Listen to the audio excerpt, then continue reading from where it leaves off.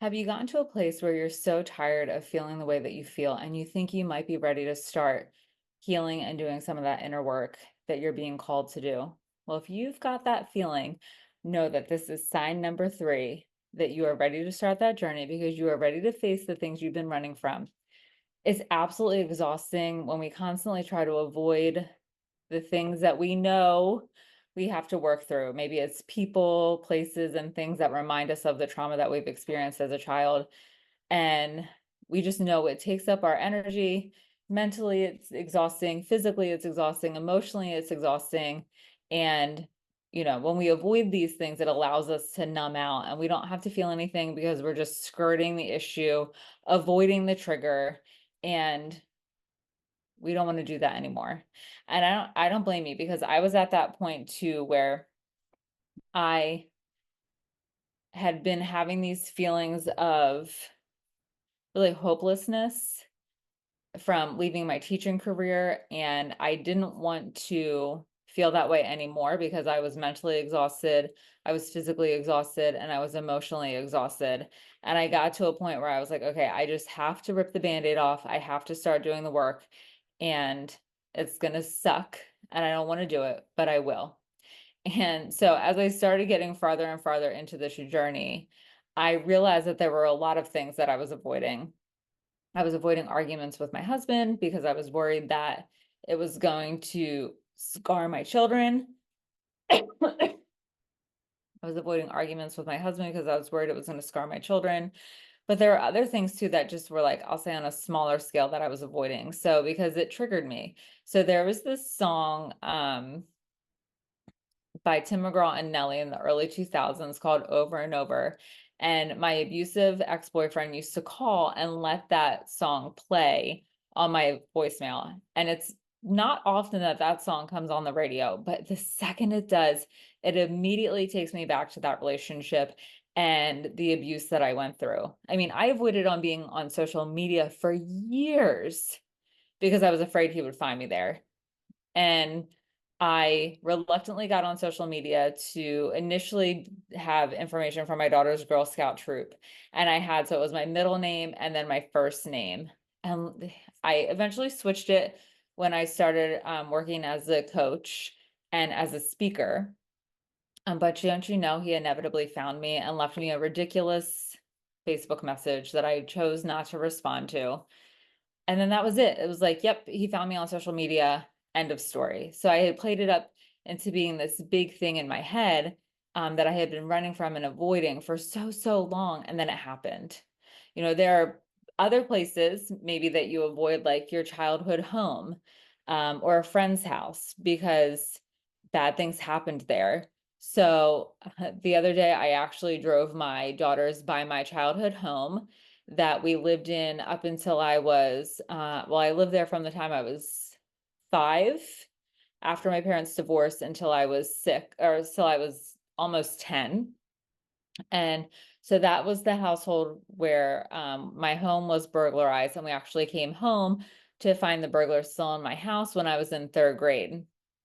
And uh just driving in the neighborhood, like, it's amazing how when you see the house, it's a townhouse, so it looks pretty much the same as it did back then.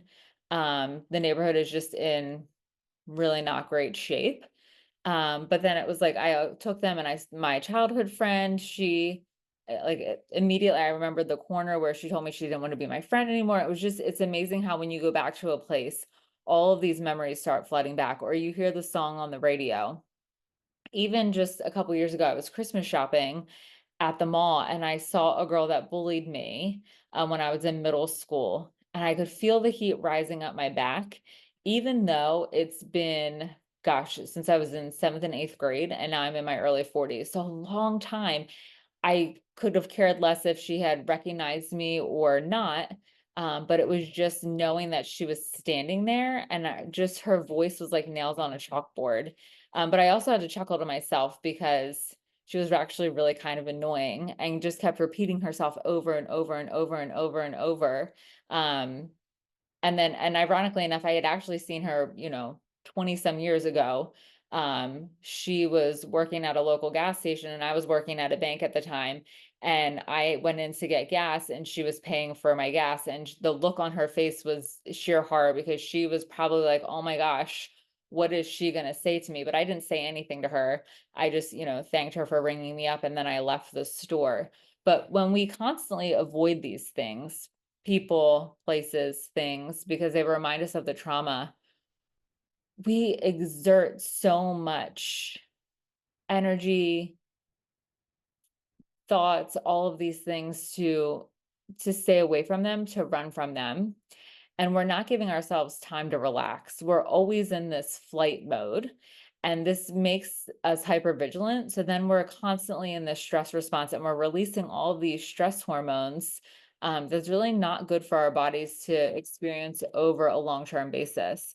But we run and run and run and run and run because we think, okay, if I go away on vacation, I'm going to feel relaxed and calm on vacation and I don't have to deal with it. And hopefully everything will just be gone by the time I get back. But that's not how it works. All the problems will be waiting for you when you stop running. When you come back from vacation, it's all going to be there. When numb out and sleep the day away rather than dealing what you have to deal with, or engage in substance use or online shopping, compulsive shopping, all these different things help us run from our problems. But when we're running from our problems, we're actually still giving those people, those places, those things our power. And that's allowing them to continue to keep us down. So you have to decide for yourself if you're ready to take your power back. And if you are, now's the time. Now's the time to do the work, because what will it look like on the other side of not doing the work? What's that what if? So if you don't do the work now and you continue to run, are you going to regret it in a week, a month, a year? We only get this one shot at life. And so oftentimes we spend so much time running, running, running, running, running that it ends up being wasted time. And then we can't get that time back that we've missed out on.